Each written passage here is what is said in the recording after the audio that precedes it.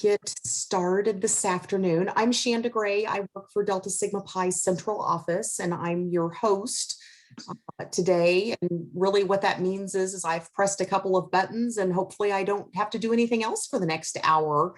Martin and Lori from IES Abroad are going to take the show and introduce themselves and give you all kinds of great information. As you can see, we do have a small audience today, so we can keep this casual and conversational, and I'm sure that they would be welcome to take your questions as we go along. So Martin and Lori, it is all yours. Enjoy. All right, thank you so much. Okay, so I think we'll, thank you for coming to the Career Benefits of Study Abroad presentation. Let me see if I can share this screen. Instead, we're gonna have a couple little fun activities. So we'll start off real easy. If you have your phone available and if you can go to menti.com, you can type in that code, the 88348769. And then our first one, you're gonna want to leave that up too on your phone, because I'm gonna ask, we're gonna have a couple more polls, and we're gonna have a word cloud too. So we'll see how it goes. So we'll start with this easy question. Have you studied abroad before? And then I'll just talk about some, perfect, it's working, yes. And just a couple of housekeeping rules too while people answer this question. We'll be recording today, so feel free to turn on your screens if you're comfortable. It'll be a little bit more intimate if you can turn on your screens, but no worries if you can't, totally optional. And then we'll have some questions and answers at the end, but if you have questions at any time, feel free to drop it in the chat, and then Lori and I can either pause and look at the questions, or we'll answer them at the end of the presentation. So feel free to use that chat throughout.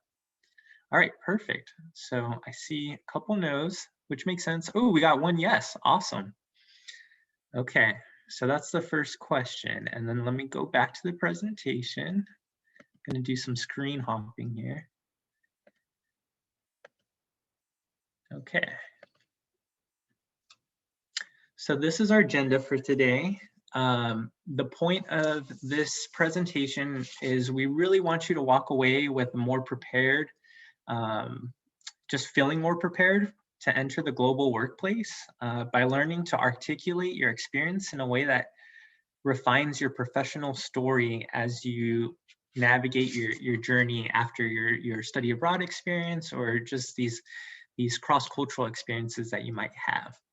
So we'll start with talking a little bit about us, and then making our way to the end about using your global experience when you return to the US. So a little bit about us. I'll introduce myself first. My name is Martin Garcia. I'm a college relations coordinator. So I work for IES Abroad. It's a nonprofit, and we have study abroad programs all over the world. Lori will be talking a little bit more about IES Abroad, but I'm based in Boston. So I live in Boston, Massachusetts, and most of the schools that I work with as a college relations manager are in New York City or in the Boston area. I'm originally from Los Angeles too. Just have to throw out that. Hi, everyone. My name's Lori. I'm also a college relations manager with IES Abroad. I am based outside of Philadelphia, and I work with schools basically from Pennsylvania up through Maine and Vermont. And I'm happy to speak with you. So a little bit about IES Abroad. So IES is a nonprofit. We were founded actually over 70 years ago. We're one of the oldest in the world. We're actually an academic consortium of schools. What that means is that we work directly with the study abroad offices at each of your schools to help find the best program and to meet your needs. We're very much a nonprofit. We have a lot of scholarships and financial aid available. We're known for having a student first approach, and we have a lot of alums all over the world. Time for another poll.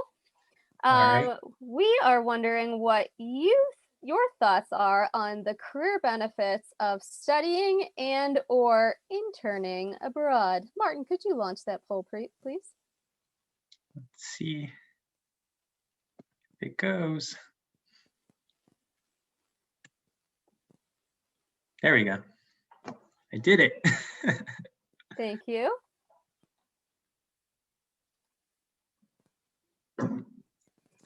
And we've had a couple of people join us since the first poll. So you might want to explain to people if they don't see the instructions at the top to go to menti.com on their phone and to put that code in. Thanks for saying that, Shanda. So if you haven't used Menti before, it's a type of polling website where we've put in some, like Poll Everywhere and some of the other ones, we've put in some questions. You can actually go right from your phone or from your computer. I usually do it from my phone. Go to the menti.com website, put that code in, the 8-digit code. You can actually stay logged in throughout this meeting and any new question will pop up on there. And then this actually should be a word cloud. So as soon as people start typing in words and hitting enter, the words will show up on the screen. If you haven't done a word cloud before, if more than one person types in the same word, then the word will actually get bigger. So it's pretty fun. And thank you for joining us. We're happy to meet you. Yay.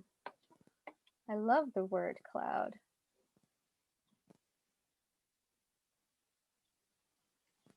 And I agree with all of the things that you are putting in so far.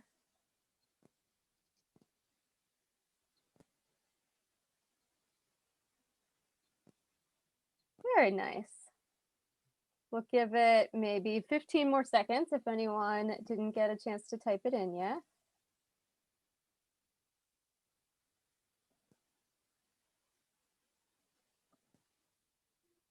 Excellent. Thanks for participating, everyone. So we have two sources of data that we wanted to talk about today in terms of what the data says about the benefits of study abroad for your future career. All right, so according to the National Association of Colleges and Employers, these are the 8 key competencies for career readiness. We're gonna primarily be focusing on number 8, the global intercultural fluency portion. But you can see it was definitely ranked in the top 8. And this is one of the best ways to kind of improve your intercultural fluency is to study or intern abroad. But, you know, there's a lot of cross experiences that you can have, such as like teamwork and collaboration building while you're studying abroad, you know, whether that's in the classwork that you're doing, or maybe you're doing a group project while you're interning abroad. So definitely opportunities to have conversations with your future employers if you're doing an interview and things like that. So with that, let's go to the next slide. Oh, another poll. Okay. So this poll is, what is intercultural competence? So let's see if I can get that going on, switch the screen.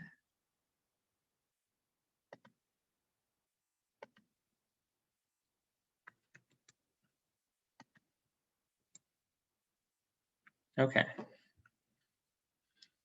So this one has a little countdown.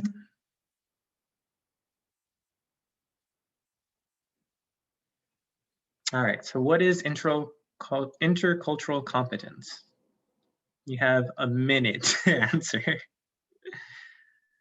I should say Martin wanted to give you 30 seconds, and I said that was not enough time to type in an answer to what you think the definition is of intercultural competence. So 1 minute. Yes. And there's not really a wrong answer. You can say like what you think of intercultural competence. You don't have to know the exact definition. And if anyone else had just joined us too, feel free to go to the menti.com and use the code above in 88348769, and then you'll be able to kind of participate in our little activities on the side. All right, 10 seconds, no pressure. It might say like you got the answer wrong, but we're not keeping track of points, so just ignore that. All right, nice. So I see a couple different answers. Understanding other cultures. The correct answer, so that's just the definition, but you all seem to have a pretty good grasp. Understanding other cultures and respecting their traditions, absolutely. The ability to understand various cultures, yep. intelligence and understanding different cultures, adapt to different cultures, that's very important, and then understanding other cultures better. Exactly. So intercultural competence, it's all, everything. You guys are so good at this, but basically being able to interact and communicate with people who come from a wide variety of backgrounds, whether that's here in the United States or while you're studying abroad. So sometimes we have words like code switching too, like being able to converse in a different way with different people depending on your environment. So definitely understand that. So I'll go to the next slide. Ooh, actually, I gotta switch screens.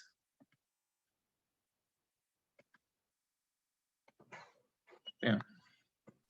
The other source of data that we wanted to talk about today is actually a survey that we did of some of our alums, a lot of our alums actually, specifically asking them about how they thought that studying and interning abroad affected their career.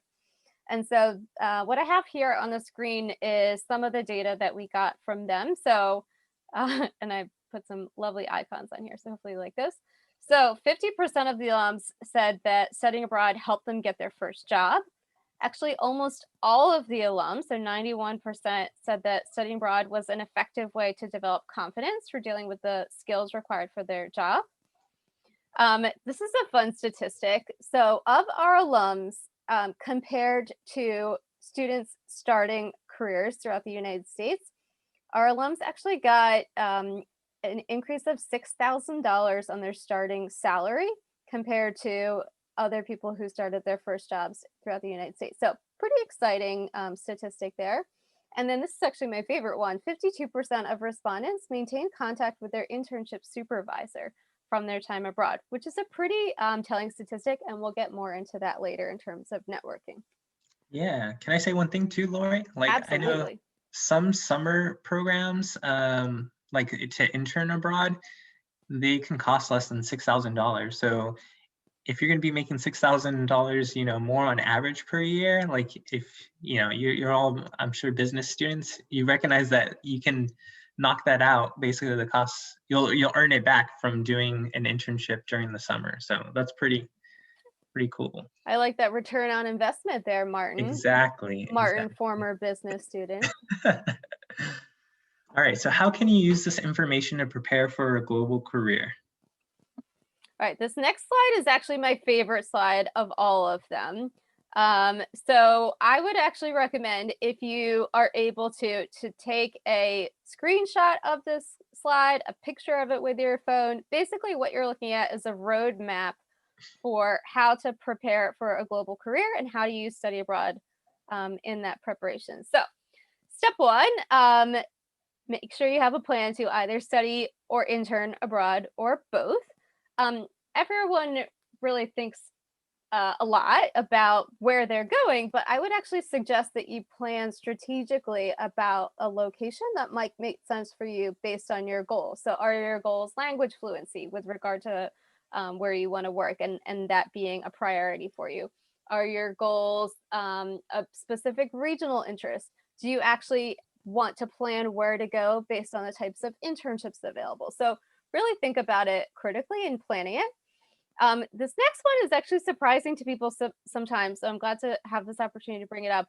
We would actually suggest that you meet with both your academic advisor and your career advisor at your home school before your abroad experience in order to be able to strategize about maximizing your time abroad. So it could be, so a lot of students will think, oh, I'll meet with the career advisor when I get back, and then we'll talk about some of the things that we'll be talking about momentarily, but not everyone thinks about doing that beforehand. And there's such a great resource for thinking things through, specifically for where you'll be going, what you'll be doing, and planning for maximizing that experience for yourself.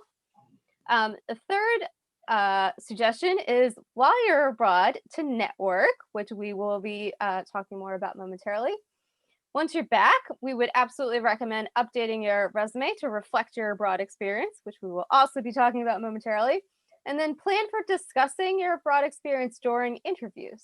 So here's your roadmap. I'll give you one more second to make this the background on your computer or anything equally exciting that you would like to do. And then, Martin, can you go to the next slide, please? On it.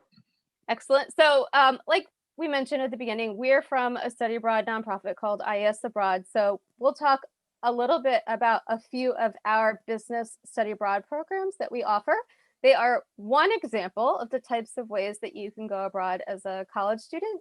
The best resource for you is really your home school study abroad office. They'll be able to talk about all of the different options of what's approved for credit for you, which is extremely important. But since we have you here, we wanted to just say, here's a couple of options of ones that we are passionate about, but they're not, don't feel limited to these options.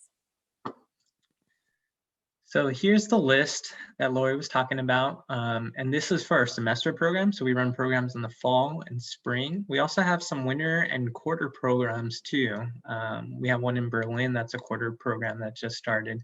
So like Lori said, this is not like an extensive list of all the programs, but I do want to kind of give you a distinction between what the center-based programs are as opposed to the direct enrollment programs. So center-based programs are programs that are, we have a IS Abroad Center located, for example, in Barcelona. So we have a center where we have our staff there, we have a center director, we have an internships coordinator, we have an academic support person, and then we have someone who does like student development projects, things like that. So, and then we also hire from the local universities professors to come teach classes. And usually these are more standard classes that we'll have across our different centers. So the syllabus is a little bit more what you'd expect from a US home institution. As opposed to direct enrollment, you would be directly on a college campus with the professors from that university campus. And sometimes the syllabus are a little bit different. I've talked to students, depending on where you go, there might be a lot more of your weighted GPA will be based on like maybe 1 or 2 exams, depending where you go. Every place is different, but that's like one example. So you would also be with other students, and most of the time those students would be local students from that country, as opposed to our IS Abroad Center, where we will have students from all across the United States studying at different universities. So it's a little bit different dynamic. Each has pros and cons.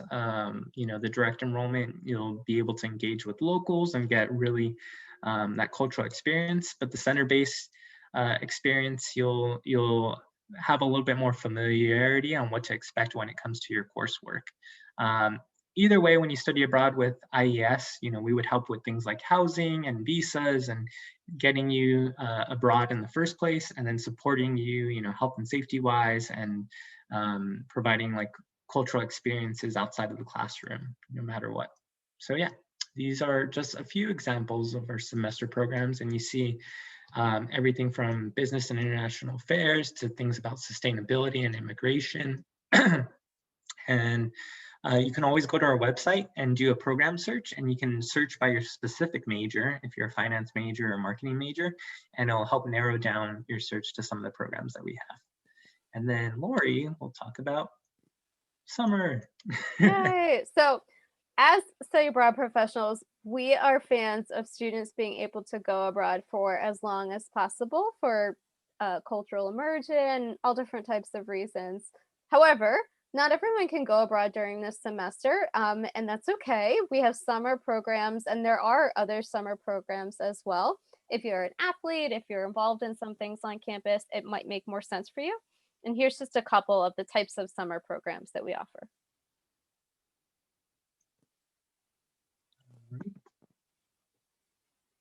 All right, so how do you get the most out of your abroad experience? This is where we're going to talk a little bit more about networking, the courses that you're taking, like specifically choosing which courses are right for you, and then internships. So we'll start off with networking.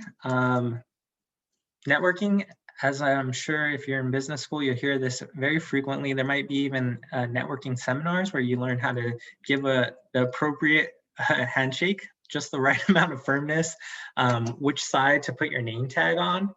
Oh, I should have used that as a poll question, but yeah, you know, you definitely want it on your right side, because most people are right-handed, and You know, traditionally, it's easier to look down, shake with your right hand and look down and be like in a direct line of sight. So they'll teach you things like that, but it's important to network too while you're abroad. You know, there'll be opportunities if you're interning to really do a good job and possibly have a reference, someone that you had worked with, and a reference from someone all the way abroad. And I think these experiences really help set you apart too when you get to the interviewing phase, when you can talk, when you have an international reference, or if you can even just talk about an experience that you had while overseas. Yeah, so networking is important. Oh, here we go. What are some good strategies for networking? So let me switch to the other slide. And if we had anyone else join us, they can go to menti.com on their phone and then type in the code at the top of the screen. And then I'm going to pull up the next slide, hopefully. There it goes. You also have a minute to answer this question. What are some good strategies for networking? And this is the last poll question that we have. So after you answer this question and we see the answers, you know, you can log out of Menti or don't have to use your phone anymore.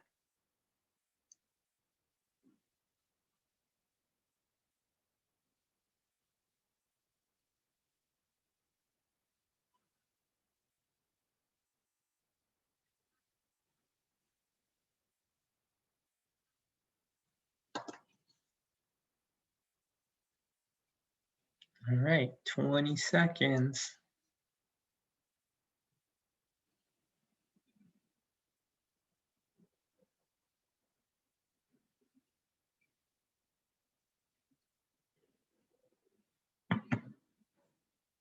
All right, so hopefully everyone had enough time to enter their good strategies for networking. Let's see what y'all said. Be genuine and personable, follow up and keep in contact. It's a great answer. Reaching out to people and asking for their contacts. Yep.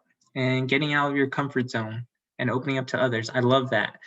I think people grow the most when they leave their comfort zone. So I always encourage people to lean into discomfort, because if you're always doing things that you're comfortable with, you're going to stay the same. So it's good to lean into discomfort and to push yourself to engage with others, to try new things, because that's how you grow.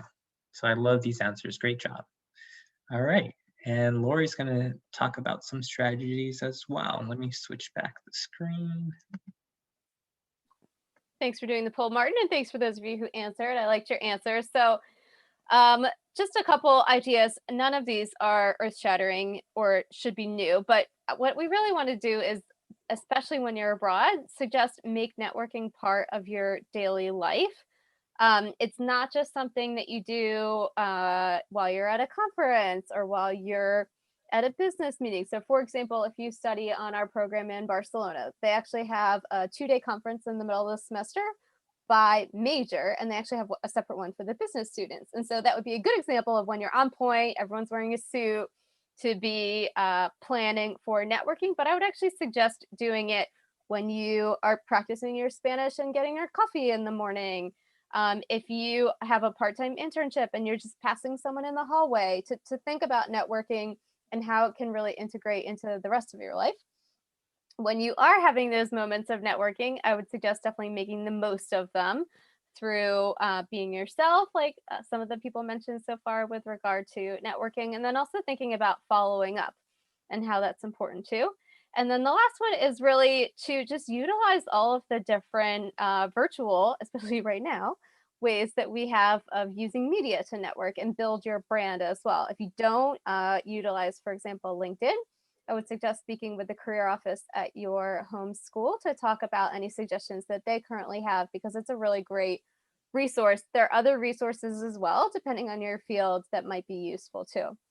And then the next slide, we're talking about networking face-to-face. So ideally, let's say you're all going to go abroad, whether study abroad, intern abroad, both in the near future. And so these are things that are useful both for networking in person abroad, but then also just networking in person in general. Ideally, at some point in the near future, we will all get back together and be able to have these conversations and meet people in person. And so these things definitely apply then. So the first is know your audience. So if you're going to, for example, that Barcelona conference that I mentioned, I would suggest doing some background research on the people who are going to be the speakers in case you have the opportunity to chat with them. So you could say, oh, let's say that Martin was the speaker. Oh, Martin, I saw that you just wrote an article recently about why you felt that networking was so important.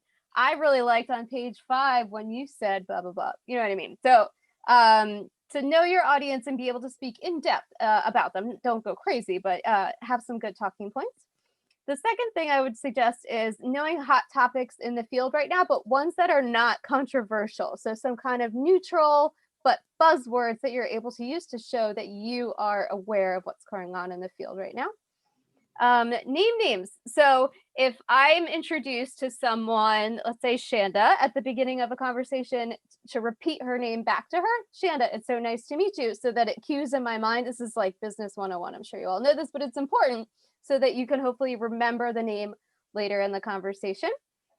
And actually, someone else saying your name makes you have positive feeling towards them. So all of these things are related. So name names. Set a goal. So if you're going into a networking event, if you have a goal in mind, let's say 5 is a reasonable number of people that you want to have a meaningful connection with throughout the event, make it your goal to do that. But keep in mind that if you're having a good conversation with someone, to not cut it off to move on to someone else just to get to your goal. But equally important, if you're having a good conversation, maybe keep in mind that that other person might have their own goals too, and don't monopolize one person for the entire event. So try to have a good balance of those two things. Ask first. So by that, we mean it's good to, as much as you can, ask the other person questions and not just talk about yourself the whole time. So we all know it's good to have kind of an elevator pitch. So I'll say a 30-second, and it might be good to practice it so you don't go over 30-second. Just kind of description about yourself. So where you go to school, what your name is, what you're studying, what your goals are, but then immediately launch into asking the other person, how did you achieve your goals? Where are you from? How did you land your first big job? How did you get involved in this company? And really try to make it about them, and really both focus on them professionally, but also utilize the resources that they have to be able to share those experiences with you. And then also, like we've mentioned in some other contexts so far, keep the conversation going. So at the end of the conversation, say, it's been really nice to meet you. I would love to discuss these things with you further in the future. Can we please exchange, here's my business card, and then get theirs, or connect with them on LinkedIn later. Whatever it is that ends up working well for you in that type of context. If you do send them a LinkedIn request, make sure it's a customized one. And those are my thoughts on networking. Awesome, Lori. So now I'll talk about courses. So there's lots of courses to explore when you study abroad. There's everything from agribusiness to international business. I've seen like marine ecology classes, and like I've seen really cool like surfing on the Mediterranean. So there's just like unique 1 credits too. So I think it's important to, you know, definitely take classes that are in line with your major to help you graduate too. But like if you do what Lori said earlier in the presentation about planning with your academic advisor before you go, you might have the opportunity to take a class you've never taken before, like maybe underwater basket weaving. I don't know if that exists, but if it was, like, sign me up, right? So there might be some classes that you wouldn't be able to take at your home university that you could take possibly at a partner university or while you study abroad. So if you work with your academic advisor ahead of time, you could see what you need to graduate on time, and maybe you'll have space to take some additional classes as well. But yeah, let's go to some of our course examples. These are some of the business courses. So you'll see like business strategies in Latin America in Buenos Aires. That's on our Buenos Aires program and our emerging economies program, where we take students from Santiago and then they spend a week in Peru, and then I have it backwards. They start out in Buenos Aires, they go to Peru, and then they go to Santiago. So they're visiting 3 different locations. So there's some programs out there that have like multi-locations, and you'll be able to kind of interact with businesses in these different countries and then compare the economies of these different countries. I would just say, wherever you study abroad, make sure that you're talking to your academic advisor so that your courses, you're going to get credit for those courses in either the major that you want, the minor that you want, or fulfill some type of requirement.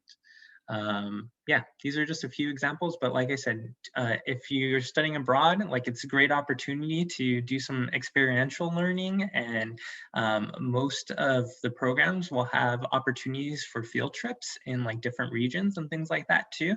So keep an eye out when you're looking at study abroad programs to see if they have these experiential learning opportunities to, do a field trip either in a different part of the country or sometimes in other countries once things start opening up again after the pandemic. And I would also add to that, so it's important when you're choosing courses to work with your academic advisor and to find something that'll make sense for you academically so that the credit transfers back, what looks fun and interesting, but then also utilizing those local resources. So if I know that I'm a marketing major and I want to possibly work abroad or work with global firms, it might make sense to take a really neat marketing course in Milan at our partner university, the Bocconi, which you probably know is a very good business school, to be able to talk about that in the future. Oh, well, when I studied international marketing at the Bocconi, this is what we talked about. And to be able to have that kind of strategically in your mind, even before you go into the course, then that can be helpful too. So in terms of internships abroad, absolutely super important and fun and huge topic, but we will attempt to cover it very briefly today. There are so many different options of ways and you can do internships abroad and type of internships that you can do. Can you go to the next slide, Martin? So first, I would kind of break it into 2 categories. So during the semester and then during summer, and they're kind of on your screen in that way. So traditionally at IS Abroad, we have done the first bullet point, which is part-time internships during the semester. We've been doing this for many, many years. The way that this works is that most students take usually 5 courses abroad for the semester. And then how this works is you can replace one course with a part-time for credit internship. And I see we have some questions in, so give me just a second and then I will be happy to answer those questions. So part-time internships for credit during the semester, replacing one of your classes. That's a great option. Usually that's about 8 to 10 hours per week outside of the classroom then. We do have, so a lot of students do that depending on the location. It can be anywhere from 10% to 60% of the students at the location do that with us.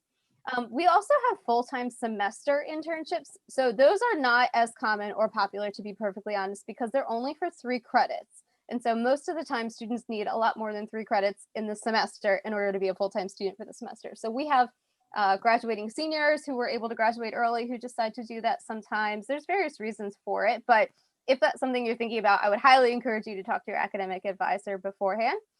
Then newish thing, as of this year, we do have virtual internships too, which are during the semester or the summer, but from your home or home campus in addition to your studies or instead of your studies. And we have some pretty neat information about how that's been going so far on our website right now. And then what is very popular is during the summertime, you can actually do a full-time summer internship. And this is what Martin was talking about with the return on investment of doing a summer internship in a number of different places around the world. Usually it's about 25 hours per week. It depends on the country and what the labor laws are in that country, but same type of thing. You meet once a week with an internship seminar. So that's a professor, the other students who are also doing internships, and learn together and kind of grow together about the work culture in the country that you're living and working in for the semester. So those are the kind of internship options that we have. Let me see what is here in the chat and see if they are specifically about this or if it makes sense. Oh, these are fun. Okay. I like those questions, and I think we'll come back to them at the end because I like them a lot. Thank you for sending them. Here are some internship, just some placement examples. These are specifically about the types of things that some business students did abroad. These are all actually summer examples. In general, we have the same placements during the semester and during the summer. They're just less hours per week during the semester. We also have some interesting fields that are kind of a combination of different majors. So if you're a business administration major, but you also have a passion for museum studies, we have some internships that kind of combine those types of things, music as well. So a number of different fields, but lots of fun things to think about. All right, thanks, Lori. So using your global experience when you get back. So I'm gonna talk a little bit about resume and interviewing. Putting your study abroad experience on your resume and on LinkedIn. So your education, you can put your work experience if you do an internship or even some project-based skills. We talked earlier about your building that intercultural competency. We talked a little bit about adapting to your environment. I'm going to talk a little bit about some of the more common requirements and job descriptions too.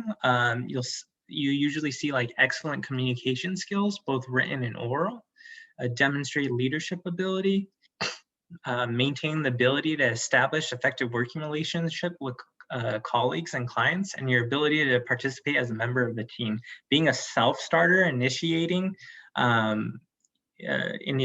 things, and then having strong organizational and problem-solving skills. So there's also a list right here of like some common interview questions, and you can try to navigate and answer them in a way that brings up your global experience. So there's an example there. Give an example of the middle one says, give an example of you solving a problem or dealing with a difficult time.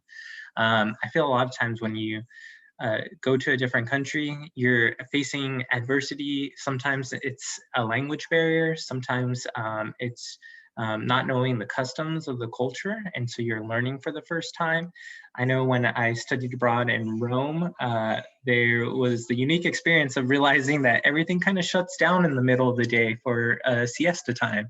And that was a new experience for me. And that it was okay for me to like take a break and go outside. Actually, it was really encouraged. I think sometimes in the United States, there's a lot more like you need to work as much as you can throughout the time. And sometimes I feel like we even skip our lunch breaks.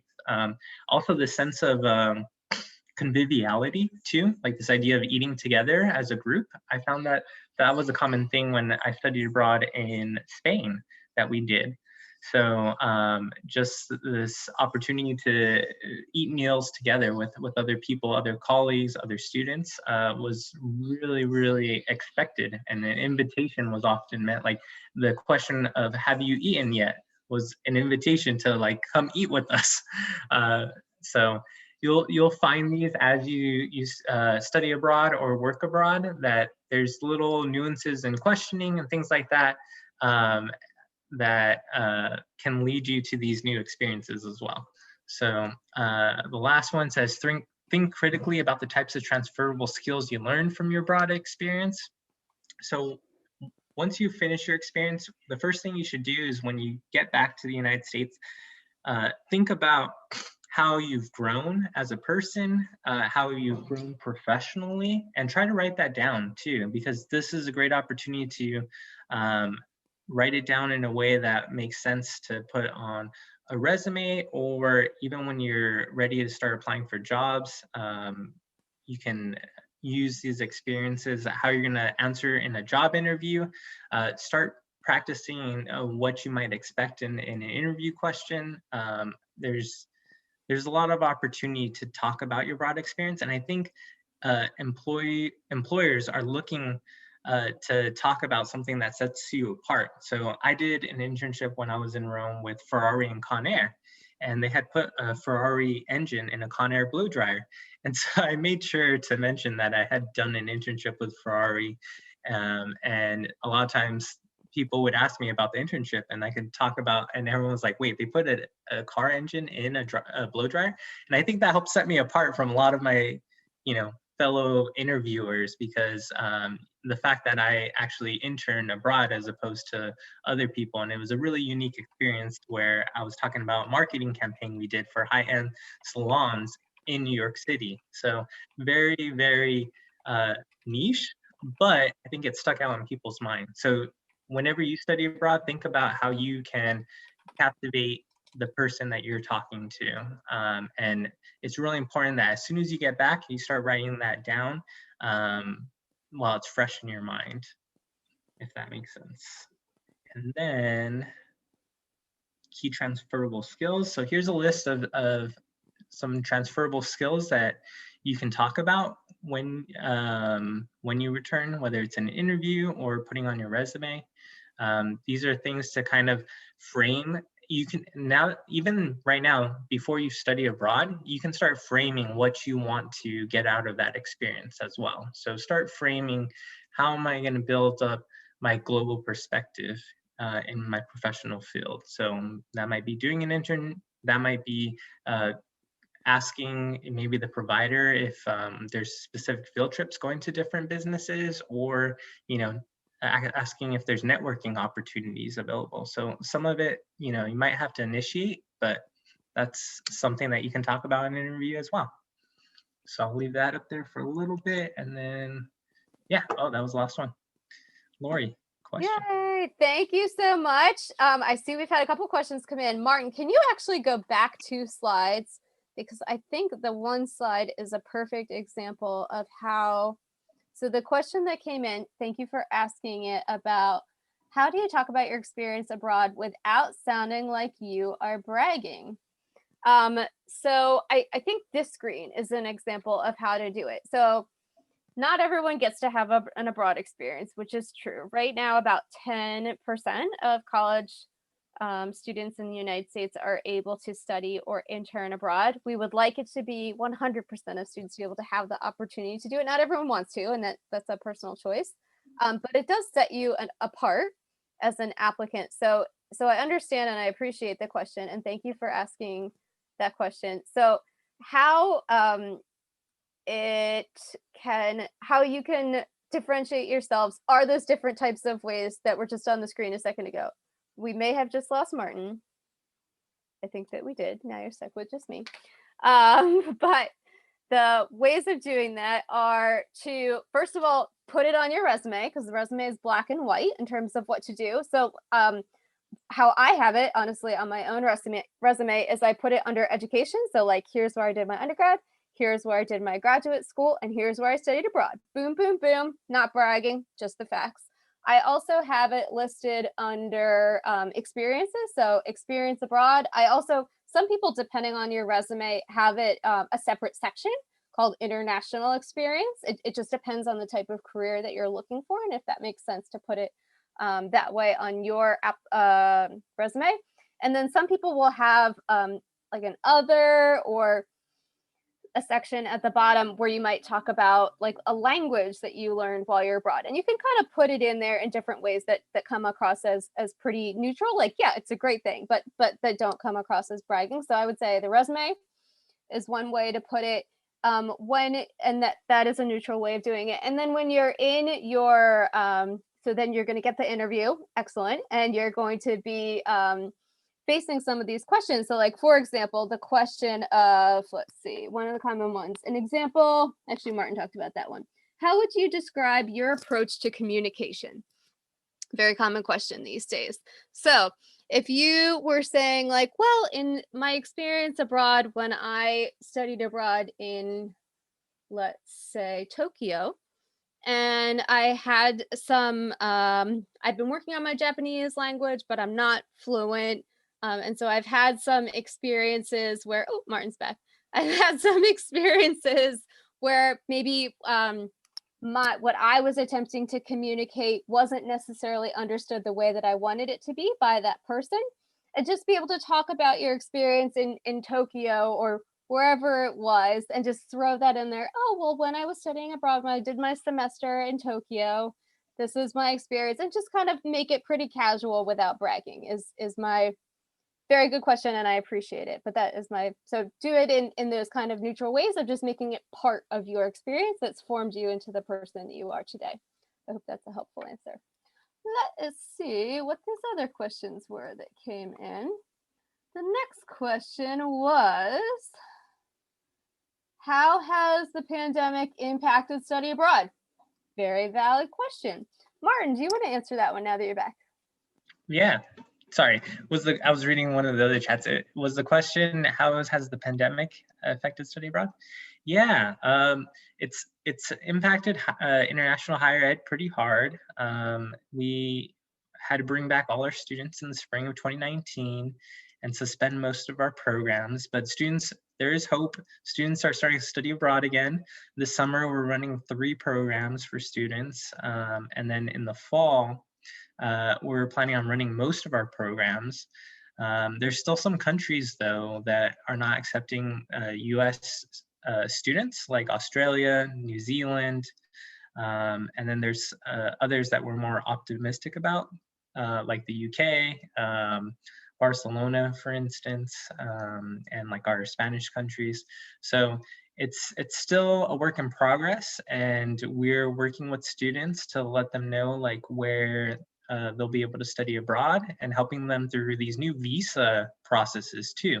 Some of the processes have gotten easier. Some of them have gotten a little bit more challenging, but you know, luckily we have colleagues who that's what they do, is they work on helping our students study abroad and help with all the visa applications and things like that. So we've just had to adjust. We also created new virtual internships too that Lori was talking about, and have done a lot more things virtually than we've done in the past. So there's been some things that we plan on keeping going forward, like the virtual internships. So we've grown and changed in different ways. And for students, I think we're going to see a large number of students going abroad that weren't able to this past year. So we already have a good number for the fall, but spring 2022, I think we're seeing like a huge increase in the number of applications. So we're just trying to prepare for that huge, and then I think things will get a little bit back more to normal after that. And I think specifically for business students, I would say there's 2 areas that it's been affected. So the internships placements themselves, so we tend to try to work with smaller organizations so that the student interns can have as much responsibility as possible, which is pretty across the board for students going abroad. We don't want you to just be making like photocopies or answering the phone. We want you to be project-based and have something that you can talk about in interviews and really maximize your experience abroad. So some of those types of places that we've worked with before have actually closed because of COVID. So we've had to look for new types of placements for students in the future. And the students going abroad this fall, some of the places, actually a lot of the places in the world, like we are remote right now, employees and employers aren't back to being in the workplace together. So a lot of our interns for this fall in particular are actually doing remote work. So it's just one thing to think about how that'll affect your experience abroad. And then the other part about how it'll affect it, I see the question that just came in, so that is a perfect point, is that people have had to delay study abroad because so many students haven't been able to go abroad. We haven't sent any students abroad for the last year. And so many students haven't been able to go abroad in the last year. And so we see a lot of seniors going abroad and a lot of students who are looking to go abroad after they graduate. And so that affects a lot of different things, future jobs, graduate school, all of these different things. And so, yes, that's a really important point. We've seen more students planning to go a different semester. So whether or not you can go abroad as a senior is completely up to you and your home school and degree requirement. Sometimes it depends on when the program ends, and we're happy to help with transcripts and getting all of those things in. Just let us know, or whichever program you decide to go on, just let them know about those things. In terms of whether or not you can go abroad after you graduate, yes. The answer is you can go abroad. So you can come on any of our programs after you graduate. Like I mentioned, it's pretty common for students to do their, I won't say it's common. It's fairly common for students to do their last first semester of their senior year abroad. Second semester senior year gets a little bit tricky, but sometimes we have students do that full-time semester internship for their last semester abroad. We frequently have students study abroad the summer after they graduate, and then whether or not they walk with the summer group or the fall group, it just depends on your school. other things you may want to consider, not pertaining to what we do, but just because they're great ideas in general, would be maybe graduate school abroad. If you're thinking about an MBA or something, does it make sense? Do you want to do that in London? Why not? Because that could be something fun to think about, or Indonesia, or wherever it makes sense given your goals. So yes, absolutely, you can still go abroad. I recommend doing it as a student if you can, because the farther you get down your career in general, people might disagree with this, but I pretty firmly believe that if you can do it as sooner rather than later, it'll be more likely to happen.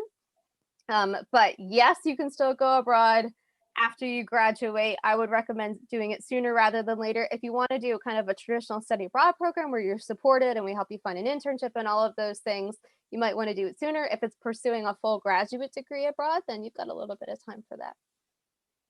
All right, what other questions have we seen come in? All great questions so far. Okay, cost. There's an exchange program with my school where I would pay regular tuition and study at a different university abroad. What sets this apart?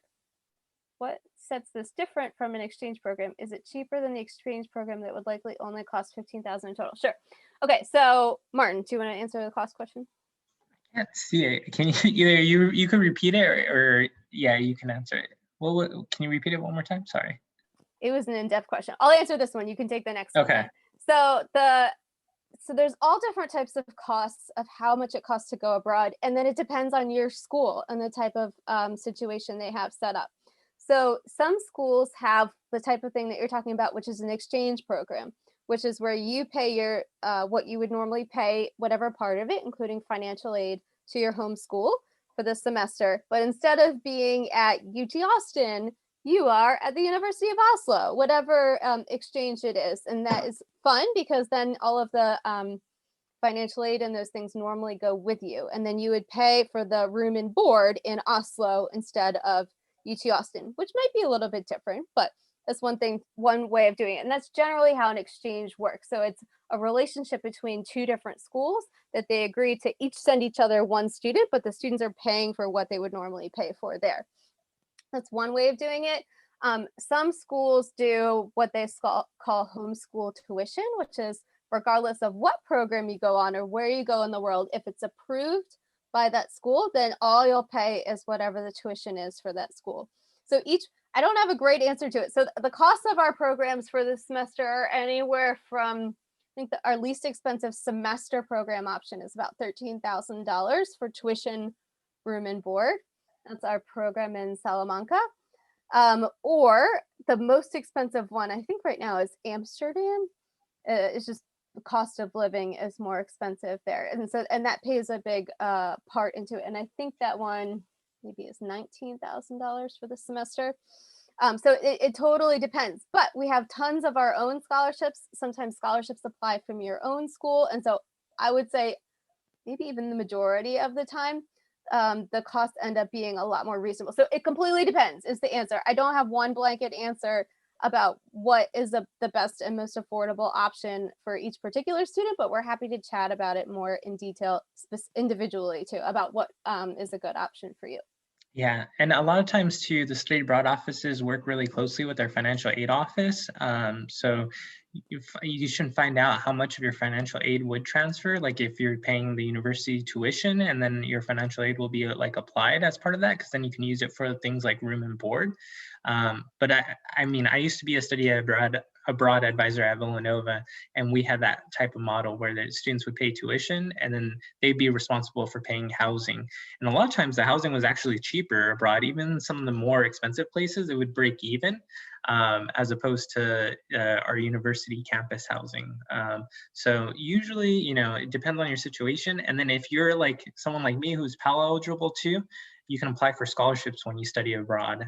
So I was able to get scholarships and funding to help pay for my study abroad experience. So when the study abroad office, use them as a resource too, because they can talk about different scholarships like the Fund for Education Abroad. And then the providers, Lori mentioned too, we have tons of scholarships that we provide for universities, and we have private donors who are willing to contribute to help meet that need gap. So we feel very passionately that, you know, finances should not be a barrier to study abroad. We want people to everyone to have the opportunity to have this experience, for sure. Excellent. Okay, I think we have 2 more questions. Martin, I'll give you the next one.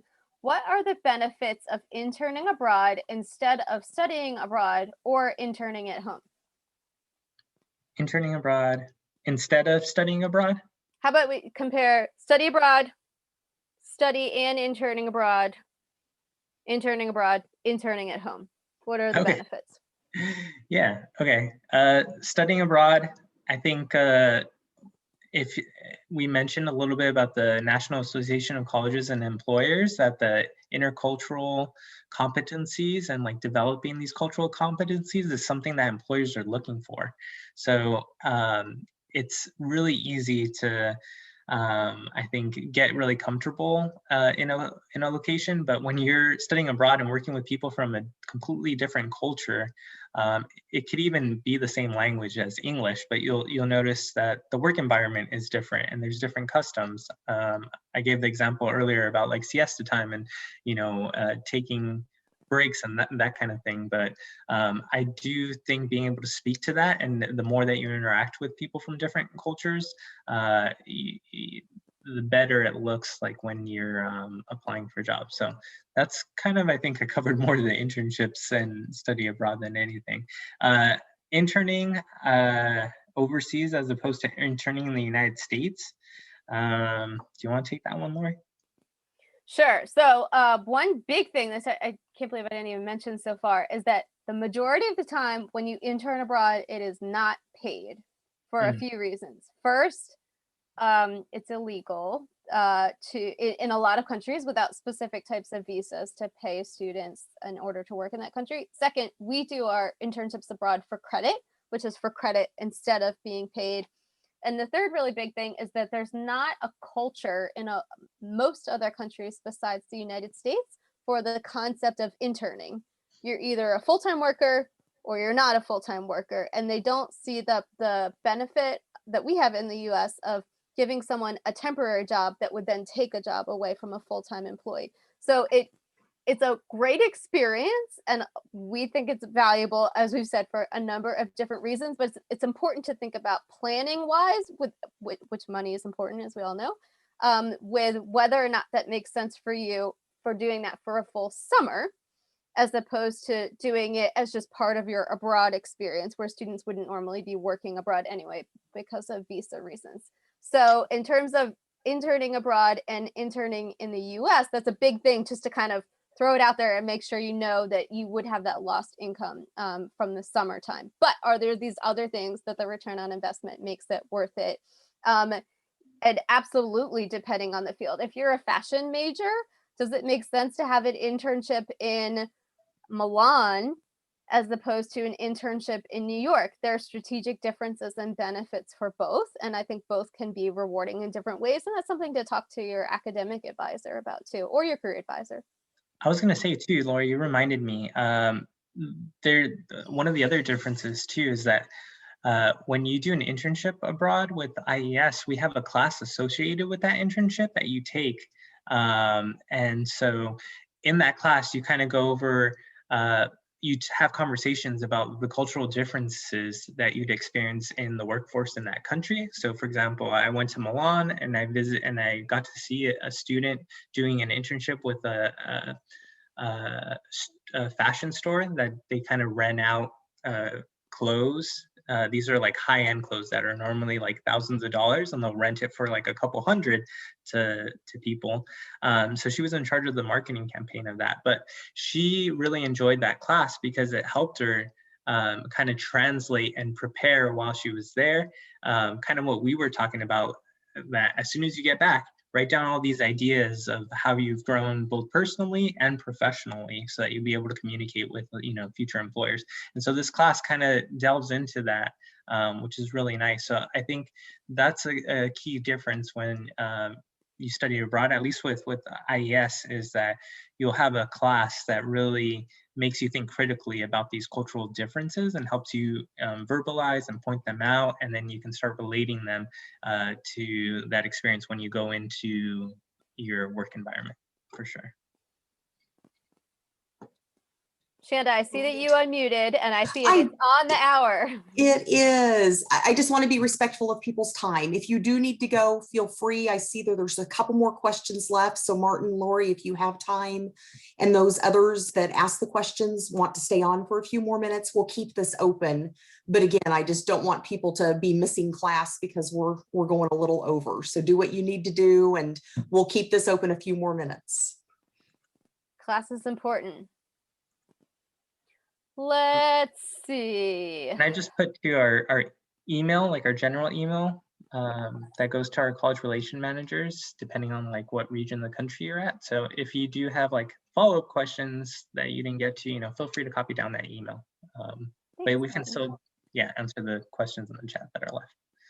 I think there's two as of right now. So the one was specifically about studying or interning abroad with law school being the next plan. So it would depend on when law school is. If you wanted to intern abroad in the summer or study abroad in the summer prior to law school starting, usually totally fine. As long as the dates work out and you don't need your visa, all of those your passport, all of those different types of things.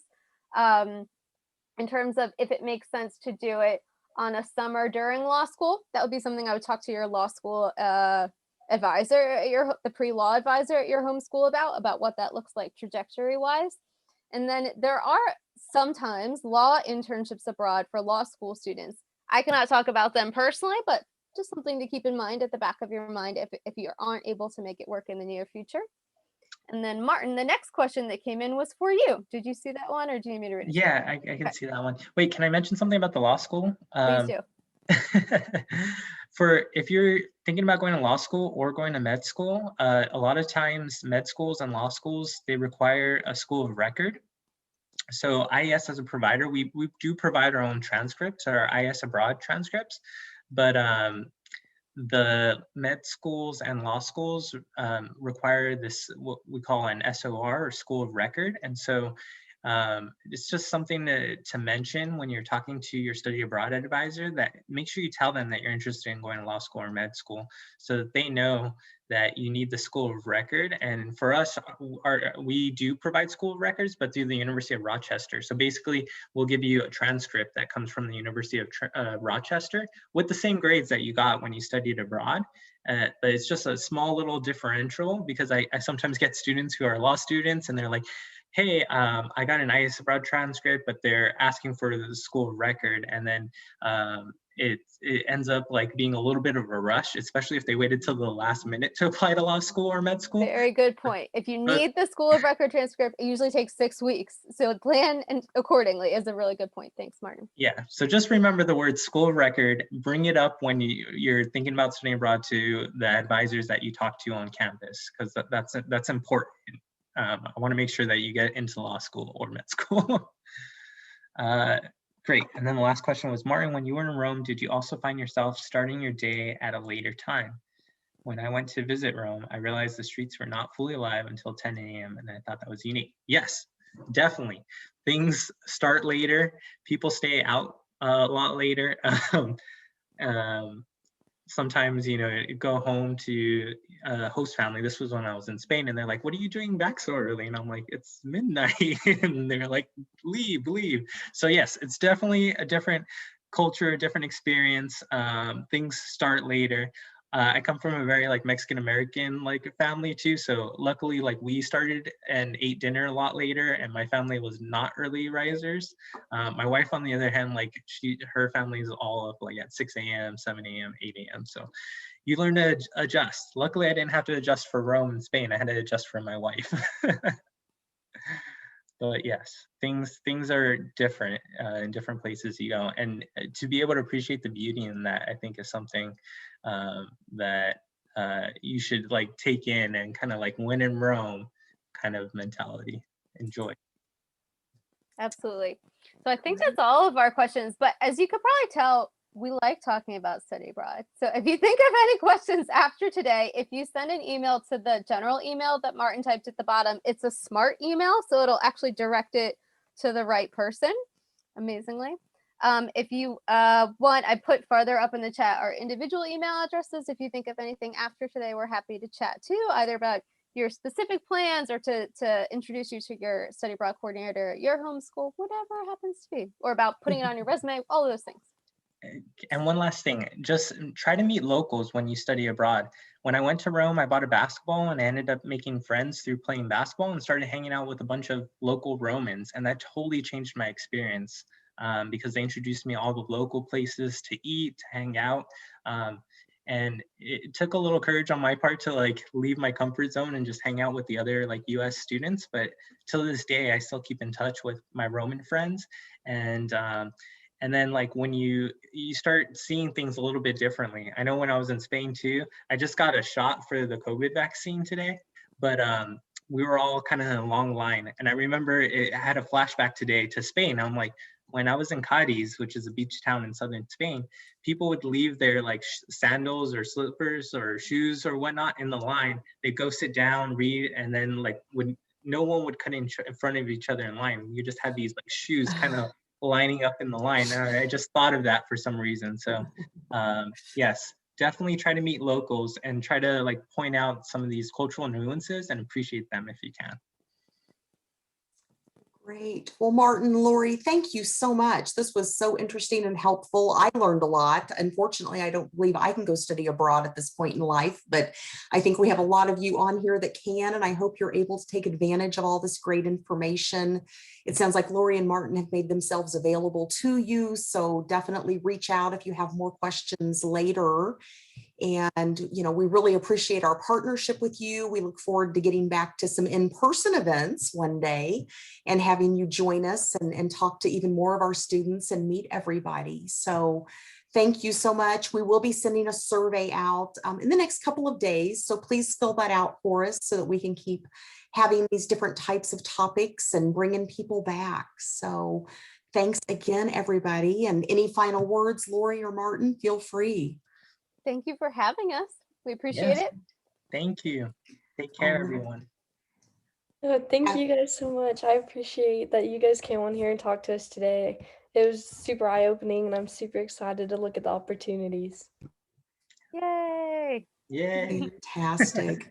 All right, everybody. Have a great rest of your Monday, and hopefully we'll see you on another webinar very soon. Thank you. Bye. Thanks, everyone. Bye. Ciao.